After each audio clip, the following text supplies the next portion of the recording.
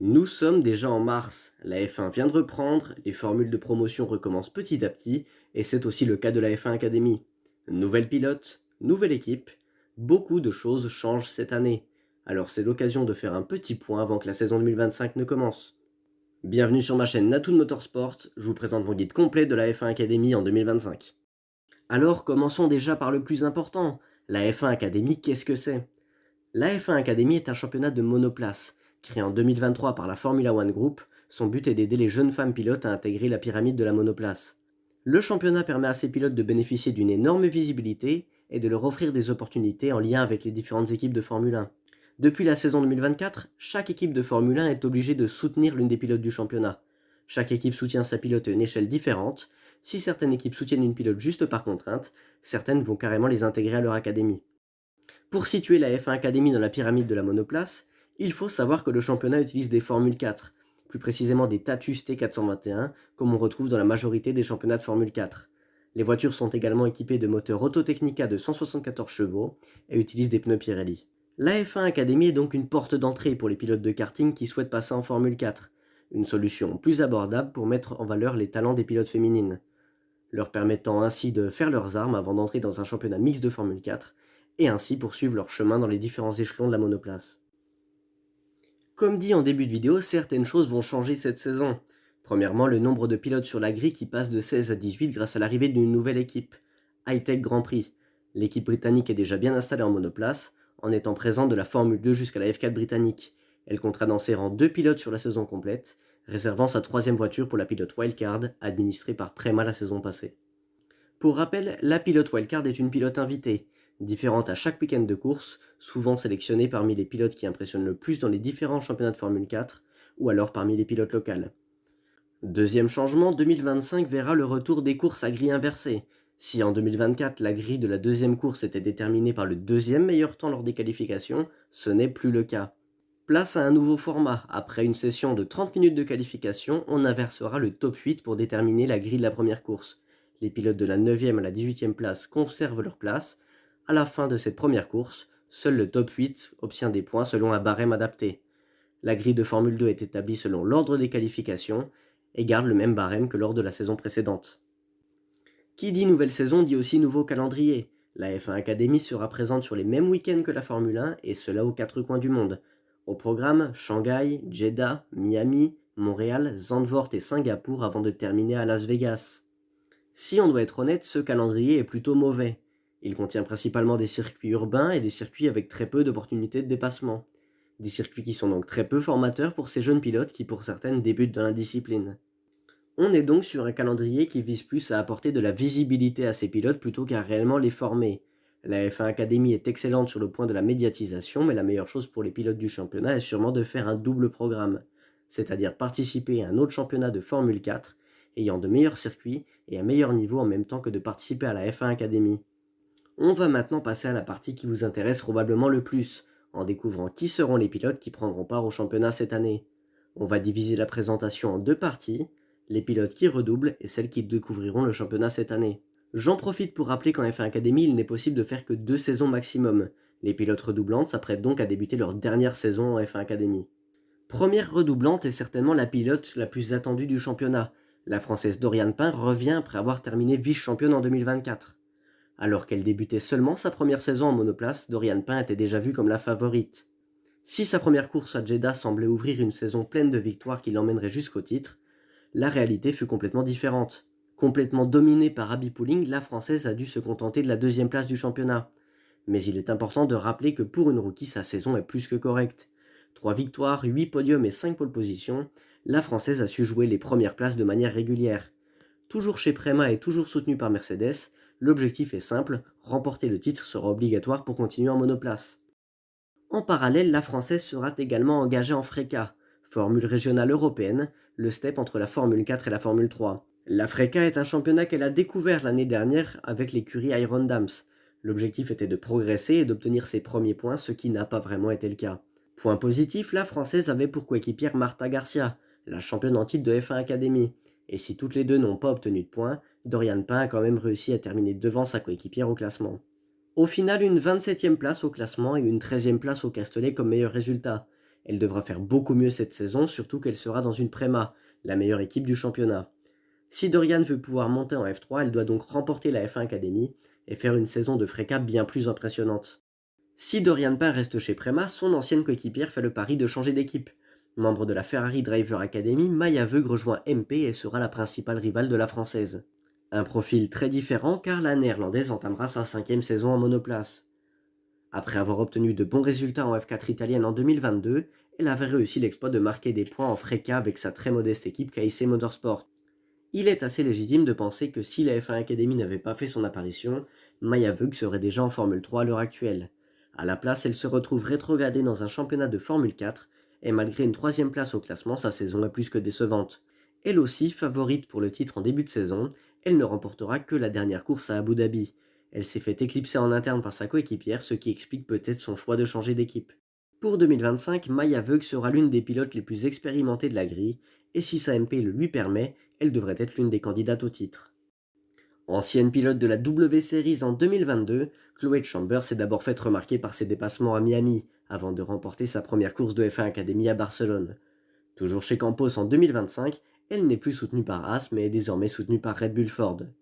Totalisant 4 podiums et terminant à la 6e place du classement général, Chloé Chambers reste une belle surprise de la saison. Face à deux nouvelles coéquipières rookies, l'américaine devra trouver un peu plus de régularité, car il ne sera vraiment pas facile pour elle de lutter face à Dorian Pain et Maya Veug. C'est probablement la pilote ayant montré le plus de potentiel la saison dernière, Laia Bloch effectuait sa première saison dans une monoplace. En plus d'être l'une des pilotes les plus jeunes de la catégorie, elle venait d'un milieu totalement différent, le rallycross. À l'origine plus habituée à la glisse et aux pistes en terre, elle s'est merveilleusement bien adaptée à la Formule 4 et au circuit. Beaucoup d'erreurs certes, mais une progression observable à vue d'œil. On note un excellent week-end à Singapour où elle termine 2 fois 4e, et on a presque cru qu'elle prendrait son premier podium à Abu Dhabi. Malheureusement, pas de podium pour la pilote Williams Academy, qui revient à nouveau avec Hard Grand Prix cette saison, où elle sera une pilote à suivre avec attention.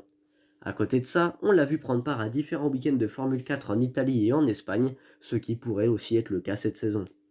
Troisième pilote Prema en 2024, Tina Haussmann a probablement souffert de la comparaison avec ses coéquipières. Une 10e place sauvée de justesse lors de la dernière course à Abu Dhabi, mais globalement assez en retrait par rapport aux attentes.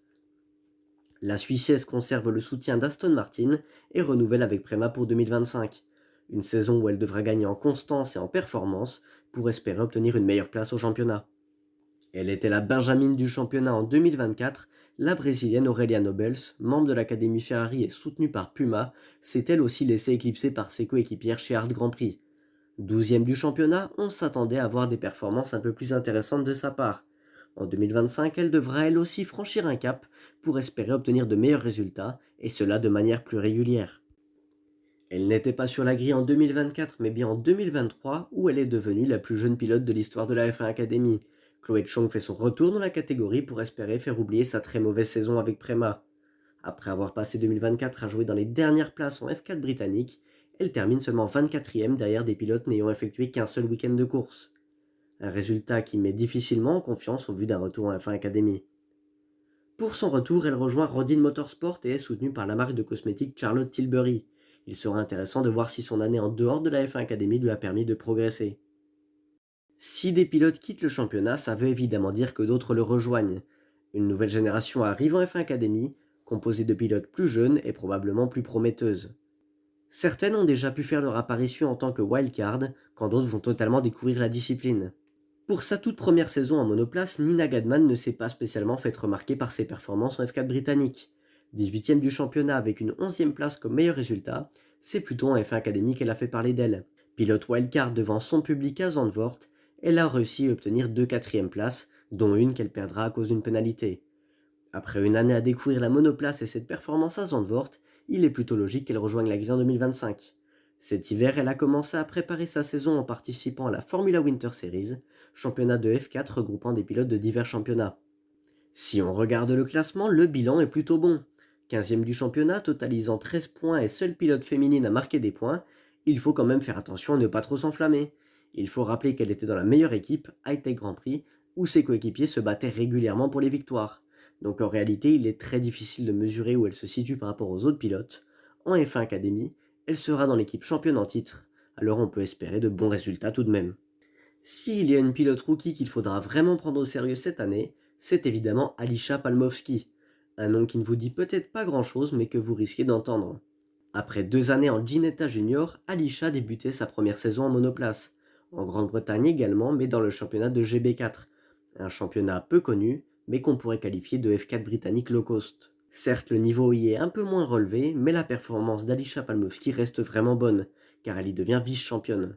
Si ses performances étaient déjà assez impressionnantes, elle s'est aussi faite remarquer en F1 Academy. Lors de tests privés pour la manche du Qatar, la pilote wildcard encore anonyme à ce moment-là a signé le meilleur chrono de l'une des séances et les fans de F1 Academy spéculaient déjà sur son identité. C'était évidemment Alisha Palmowski. Malheureusement, à cause d'un retard sur le planning, l'une des 2 courses de F1 Academy au Qatar a été annulée.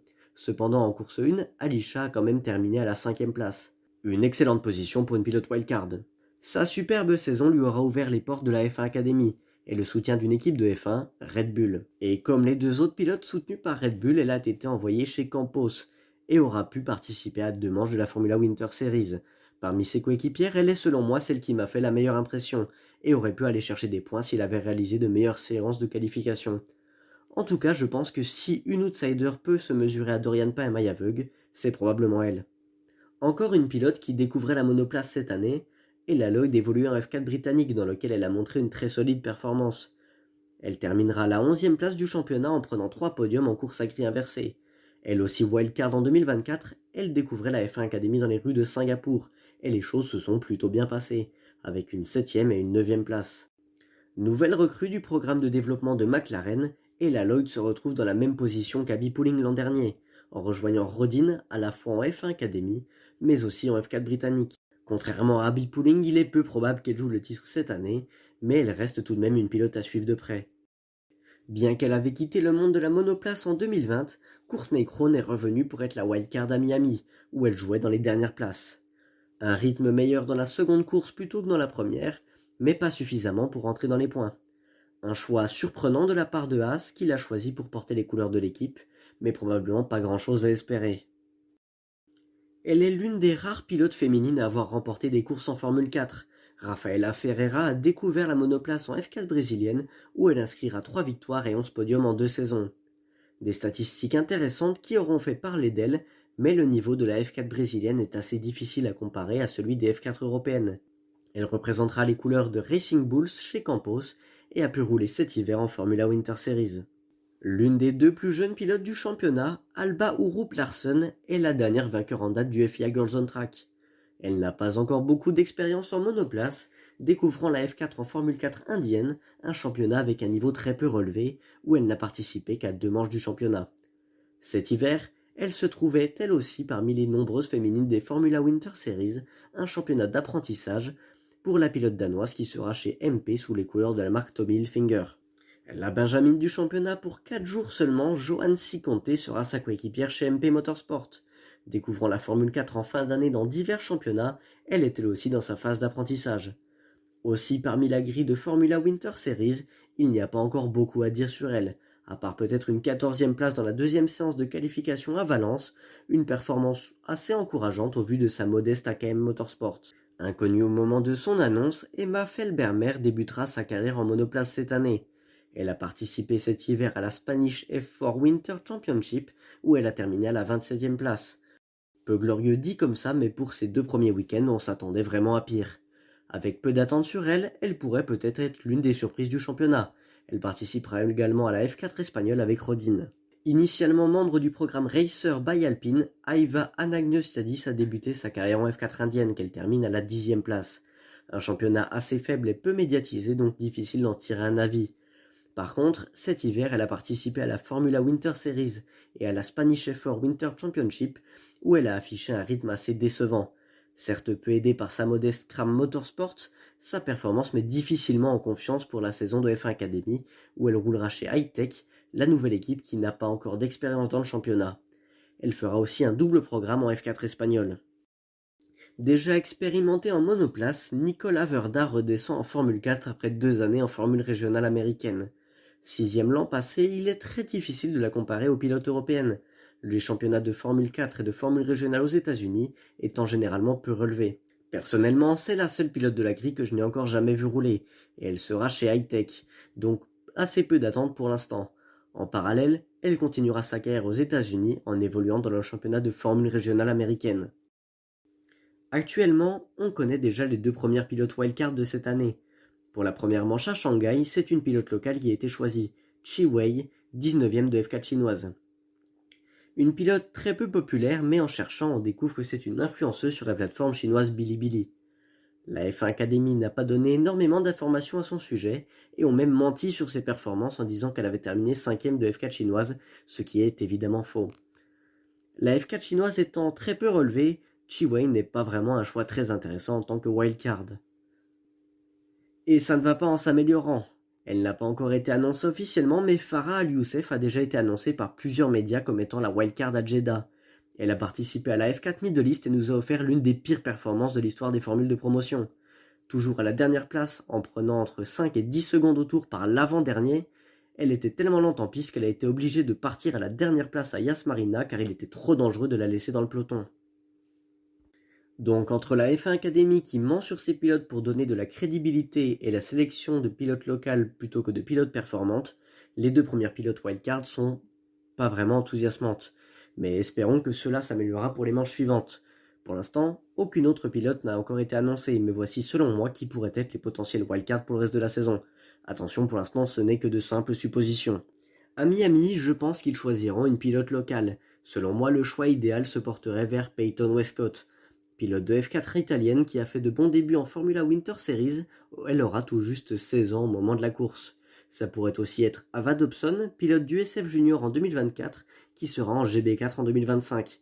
Mais c'est la F1 Academy et j'ai très peu confiance en leur choix de wildcard, et ça pourrait malheureusement être Hailey Deegan, très peu intéressante sportivement, mais déjà bien médiatisée. Au Canada, j'imagine une pilote anglophone. La seule canadienne des formules de promotion est déjà sur la grille, alors on peut penser aux 3 américaines évoquées pour Miami. On peut aussi y ajouter la britannique Emily Cotty, qui a marqué ses premiers points en F4 Middle East cet hiver et qui est championne en titre du Super One Junior Karting Championship. Aux Pays-Bas, je pense que ce sera aussi une pilote locale. La néerlandaise Annabelle Bryan paraît un choix logique. Elle sera en F4 française en 2025, vainqueur de la Yamé Ladies Cup en 2024. Pour Singapour, on peut imaginer une pilote d'Asie ou d'Océanie. Le premier nom qui me vient en tête est celui d'Imogen Radburn qui sera en F4 australienne.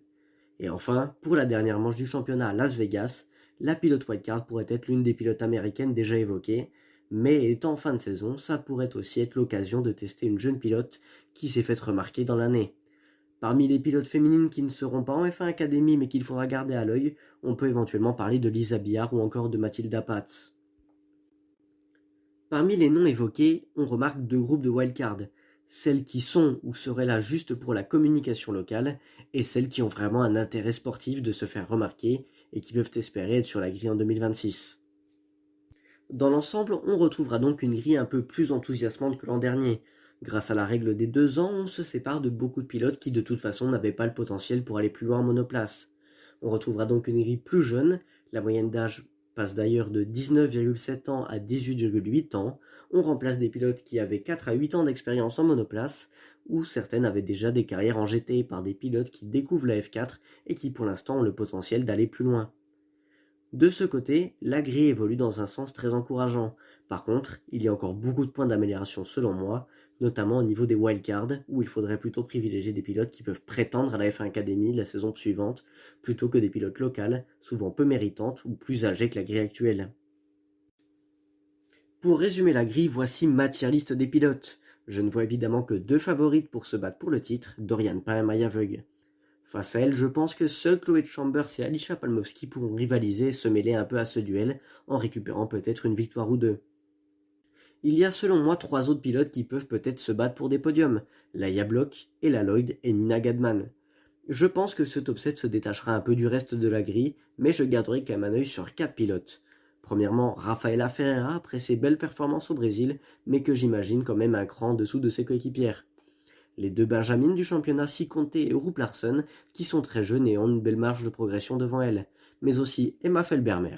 Alors oui, ça peut surprendre, mais comme on ne sait que très peu de choses sur elle, je me dis qu'elle peut peut-être nous étonner. Ce midfield sera selon moi complété par Tina Haussmann, Chloé Chong et Aurelia Nobles. Enfin, je n'ai pas vraiment d'attente sur Courtney Crone et le duo high-tech. Je les imagine à l'arrière du peloton, voire au maximum dans le midfield. Faisons maintenant quelques pronostics. Voici mon top 5 pour la saison. Je pense et surtout j'espère que Dorian Pal remportera le championnat devant Maya Veug. À la 3e place, Alisha Palmowski, Chloé Chambers 4 et Ella Lloyd en 5e position. De même pour le classement équipe, j'imagine ce classement, Prema devant Campos, MP, Rodin, ART et enfin high-tech en dernière position. Après 2 saisons de F1 Academy, 2025 marque la fin de la première génération. Les pilotes présents lors de la saison inaugurale quittent la discipline et c'est le moment de faire un petit bilan de cette génération. Après une saison 2023 assez loin des attentes, Abby Pulling a complètement su se ressaisir en 2024. Championne de F1 Academy en dominant complètement le championnat, elle cumule avec sa 7ème place en F4 britannique qui permet de légitimer sa montée à l'échelon supérieur. En 2025, elle sera chez Rodin en GB3, équivalent britannique de la FRECA, dans laquelle elle aura pour but d'obtenir une place sur la grille de Formule 3. Une chose assez importante est à noter, c'est que la Britannique a récemment quitté l'Alpine Academy, ce qui n'est d'ailleurs pas très étonnant quand on voit l'état actuel de l'Académie. En terminant 2 fois à la 4ème place du championnat, on peut considérer que le passage de Nerea Marti est plutôt bon. Mais de manière assez logique, son parcours en monoplace s'arrête ici. Une très bonne nouvelle pour l'Espagnol qui a rejoint le BMW M-Team Academy et qui va pouvoir espérer une belle carrière en GT. Elle retrouve donc un constructeur qu'elle connaît déjà bien, BMW, pour qui elle a déjà couru en championnat d'Espagne de GT. Son programme pour 2025 n'a pas encore été annoncé, mais le programme BMW semble vouloir envoyer ses pilotes vers des championnats de GT4. En terminant dans le top 3 en 2023, Hamda Al-Kubaisi aurait pu faire le choix de monter en FRECA, comme l'ont fait Marta Garcia et Lena Bühler. À la place, elle a décidé de rester pour essayer d'obtenir le titre lors de sa 2e saison. Au final, pas de titre, et elle termine seulement à la 5e place. Cet hiver, elle a roulé en Formule 4 Middle East avec l'équipe Axel Grand Prix, qui a récemment annoncé son arrivée en FRECA. Lors de cette annonce, plusieurs pilotes ont été identifiés par l'équipe, dont Hamda Al-Kubaisi. L'équipe pourrait également se lancer en F4 italienne, 2 options qui semblent les plus probables pour Al-Kubaisi, qui semble ne pas vouloir lâcher les formules de promotion. Pilote du midfield, Bianca Bustamante aura obtenu 2 7e places au championnat en s'illustrant notamment par ses nombreuses sorties de piste et ses sorties médiatiques. Si en début de saison elle a réussi à marquer quelques points, sa 2e partie de saison était beaucoup plus compliquée, ne scorant aucun point de Zandvoort à Losail. À la surprise générale, elle montera aussi en GB3, montée qui paraît très peu légitime surtout au vu de sa pige en F4 italienne. Initialement pilote bien installé en GT, Kari Schreiner était la doyenne du championnat. 11e lors de sa première saison puis 9e, le bilan n'est pas spécialement horrible, surtout qu'il y avait très peu d'attentes sur elle. Maintenant que le chapitre F1 Academy est terminé, elle va pouvoir reprendre le GT à plein temps. Sa saison commence déjà bien en GT Winter Series, avec 4 podiums et 2 victoires en 6 courses. Récemment annoncée comme ambassadrice pour Steak F1 Team, son programme n'a pas encore été annoncé, mais elle semble se diriger vers les championnats allemands de GT. 9e lors de sa première saison, Emily Dehaes a vécu une saison 2024 en bas du classement, avant de sauver sa saison au dernier moment en prenant 18 de ses 29 points lors du dernier week-end.